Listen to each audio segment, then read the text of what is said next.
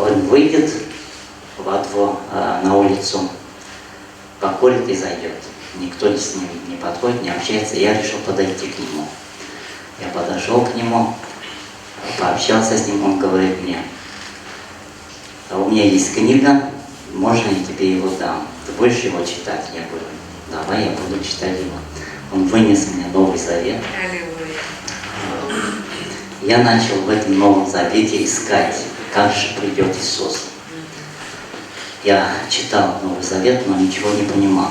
Я удивлялся, почему же я русский язык знаю, но не понимаю эту книгу, она не входит в мой мозг. Я не понимаю, что там написано. И я злился от того, что я не могу понимать эту книгу.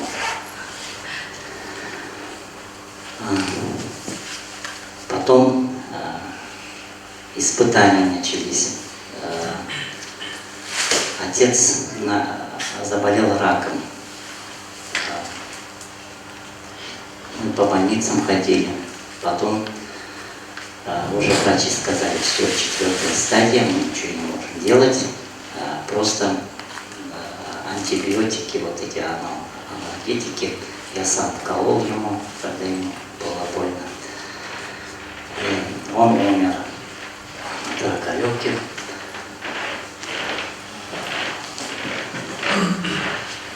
Потом я сам начал харкать кровью, и в больнице лежал.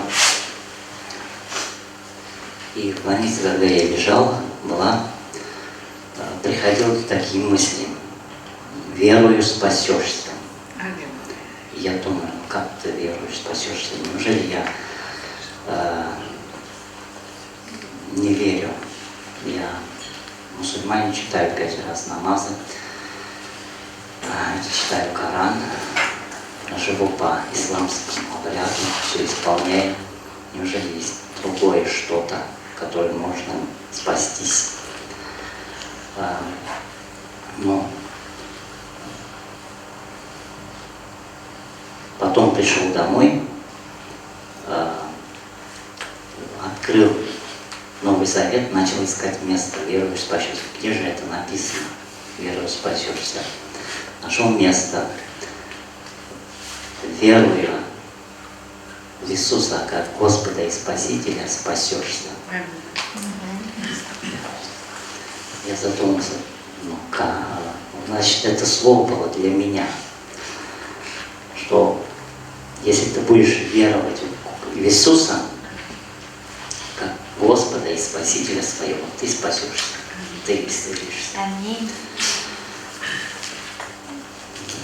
И я четко понял, что нужно признать Иисуса своим Спасителем. Аминь.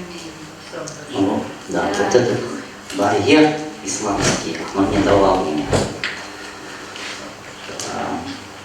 Я окончил медресе, начал работать муллой. Но вот после этих слов я исцелился, когда я принял это слово, что через Иисуса только ты получишь исцеление, через Иисуса ты только спасешься. Оно исцелило меня, слово. Слава Богу. Но вот эти 2 вопроса, оно не оставляет меня покоя. Почему Иисус во 2-й раз придет? И я прочитал, перед этим сон был,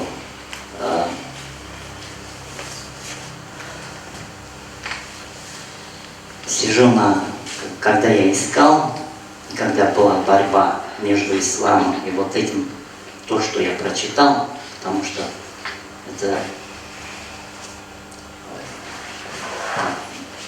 Библия говорит, что Иисус Бог, а здесь в исламе пророк. И вот внутри меня шла борьба между исламом и то, что я прочитал.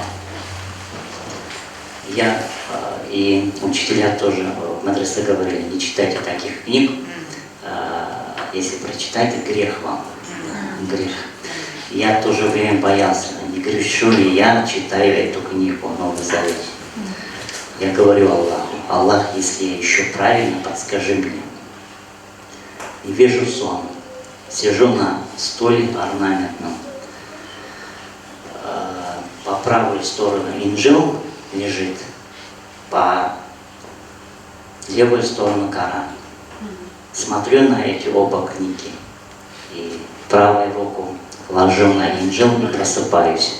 Я думаю, что за это сон странный, непонятный. В течение дня, думая над этим сном, я извлек, что ты ищешь правильно. Я вспомнил, что я же задал вопрос Аллаху, если я ищу правильно, подскажи мне. Извлек, что ты ищешь правильно, ищи дальше. И после этого я глубже начал, страх пропал, чтение Нового Завета.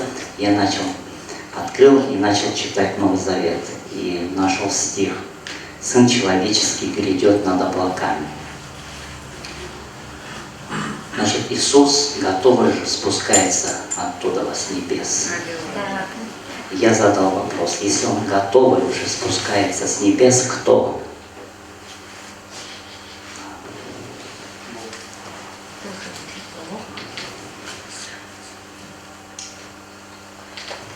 Спасите.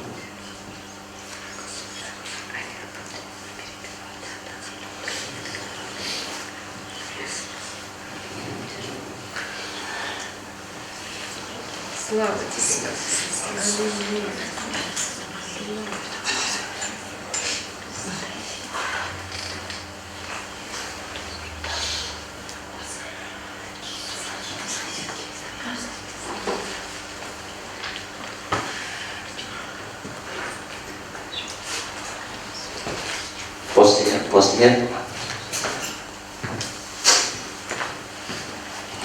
После этого я узнал, что Адам и Ева согрешили, и этот грех во мне.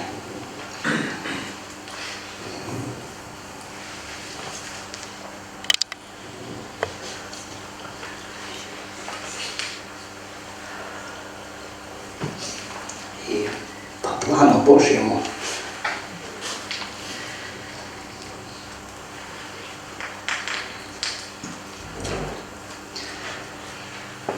Бог послал своего Сына.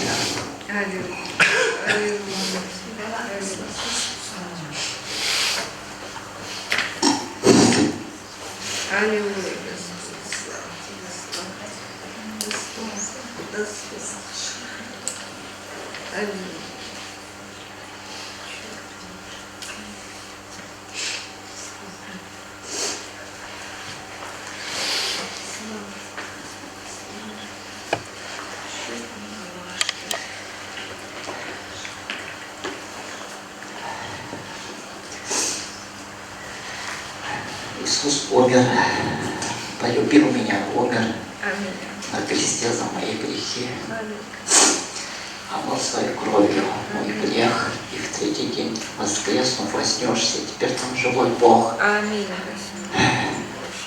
Когда я это узнал, на эти два вопроса нашел ответы. Он Бог, и поэтому просто спустится. Он живой. Аминь.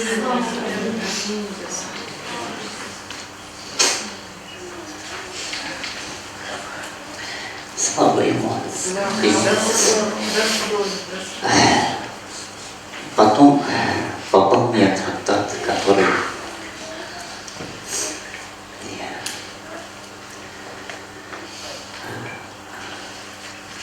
трактат Иман Мактеба города Казань.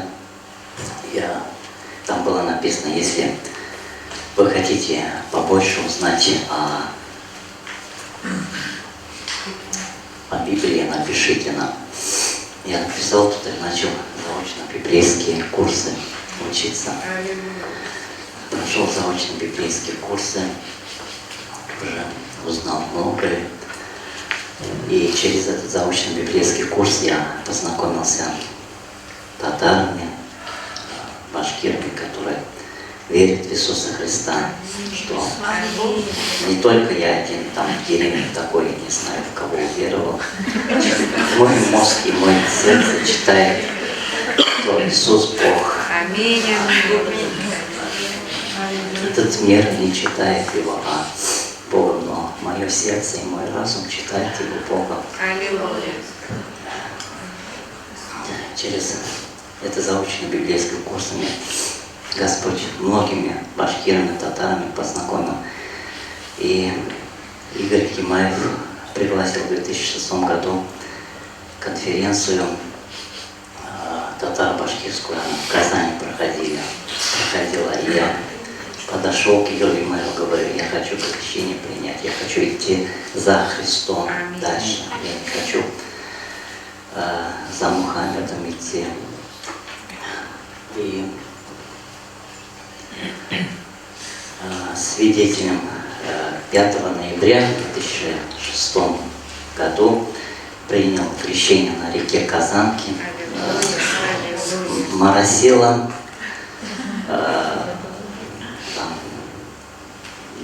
плюс 7 градусов была вода, и плюс 7 градусов, по-моему.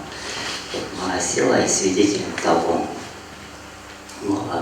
Гульнас, она была в этой конференции, она видела, как я принимал крещение. Слава Господу. Ну, я очень рад, что через 10 лет Господь дал встречу нам. Слава Господу. И после этого мое сердце, я загорелся желанием, чтобы люди узнали больше башкиры, мусульмане. Мусульманам я начал говорить через Коран, потому что там написано про Иисуса. Башкирам свидетельствовал на башкирском. И мы пели на башкирском. И ко мне пришла мысль, я могу говорить в мечети это. Потому что я оставался там еще имамом, но мое сердце и разум был, верил Христу. В такое обстоятельство я оставался там еще. И я применил, я каждый раз в пятницу готовил проповеди об Иисусе на башкирском языке, через Коран, через Инджил, отрывками. Это продолжалось, может быть, месяц. И там есть менаджет у мусульман. Менаджет, они прославление поют. Про Аллаха, про загробную жизнь, про Мухаммеда. И вместо этих менаджетов мы начали славить на башкирском Иисуса.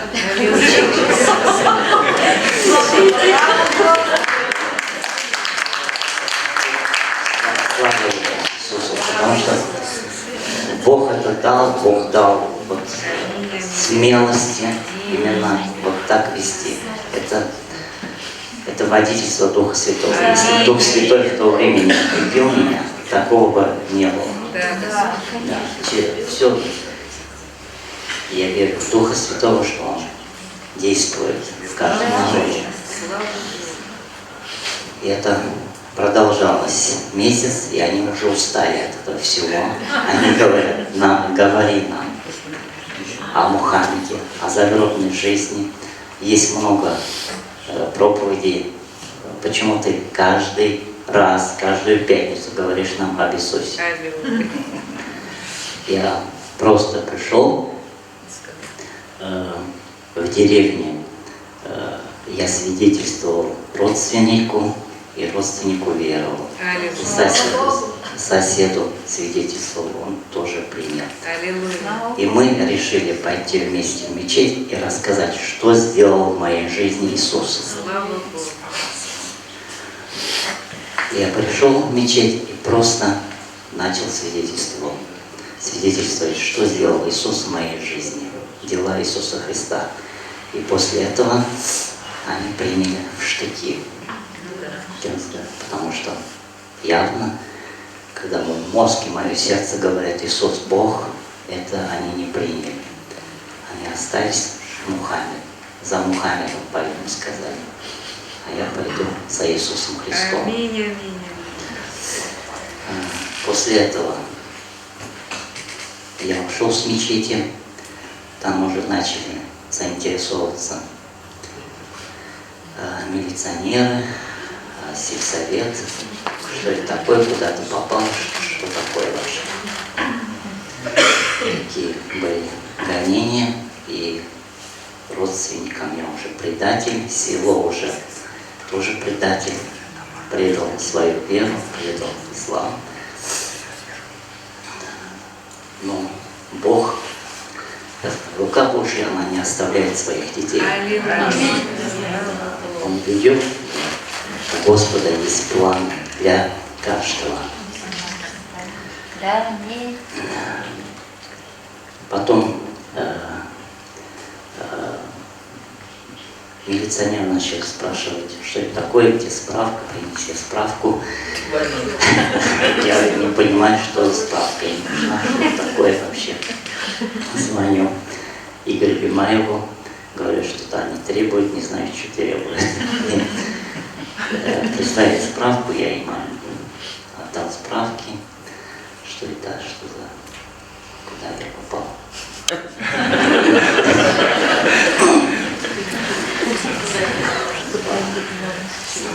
Потом люди уже просто раньше, когда вот башкирам говоришь «хаумагад», «здравствуйте», они ответ «хаупат» говорят «здравствуйте». А тут уже люди закрылись, и они просто не отвечают на «здравствуйте», просто началось такое. Но Господь подковал, так скажем, своим словом, своим Духом Святым, Он подковал, не давал и ныне мне. И вот эти звали милиционеры, они спрашивали, задавали вопросы разные. Я отвечал, но через Писание мне укрепляло Слово Божье, что вы только откройте уста, и через вас будет говорить Дух Святой. И оно укрепляло меня. И я полностью полагался на Господа. Господь свидетельствовал и милиционерам, и главе администрации. Это все для свидетельства. Глава администрации вызвал меня: ты что делаешь? Совета. Нам нужны моллы, как бы священнослужители, а ты вот так вот себя повел. Я говорю, нет, я пойду за Иисусом Христом. Я не буду моллом, я пойду за Иисусом. И он говорит, иди отсюда, выйди из кабинета. Выгнал меня. И потом начальник милиции позвал меня, говорит, мы за тебя боимся, ты знаешь народ села, кто-нибудь натравит на тебя, и что бы ни случилось с тобой, и если есть место, уезжай. Но, и говорит, скажи день, час, когда ты уедешь. Я говорю, ну как я могу сказать? Придя домой, я молился. Говорю, Господи, я не понимаю, что такое. Потому что это такое? Я молился 3 дня, и потом собрал тех 2, которые уверовали. Я говорю, вот так начальник милиции говорит. Мы пообщались. Самат, который уверовал в деревне, он говорит, тебе надо расти, ты должен дальше познавать Христа, укрепляться, лучше уехать. Где-то неделю я в деревне был, размышлял, молился. Я уехал в Нижнекамск, работал в Нижнекамске, жил. посещал церковь. Ну, потом через год я уже не видел себя в Нижнекамске. Поехал в Уфу и в Уфе начал посещать дом молитвы для всех народов. И там начал просто ездить по деревням с братом Максимом. Там группы в Урмане, село Урман. Были группы, есть группа село Урман. Посещали. Потом я познакомился в церкви с Гульсиной. 2008 год. Женился я. Жену зовут Гульсина. Слава Богу. Потом мы жили в Уфе. Я работал в Уфе. И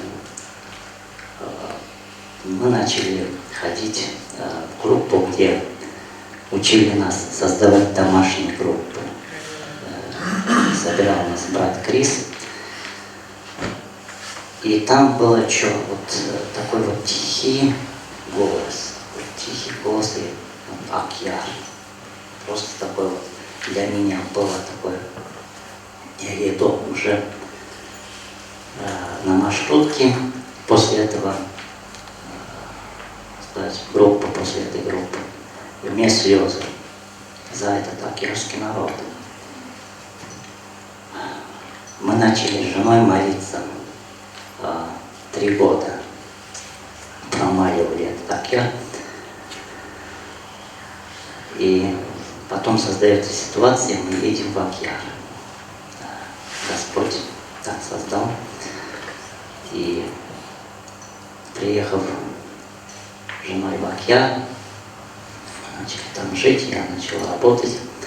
У нас сейчас 3 детей. Слава Богу. Да, дочка и 2 сына.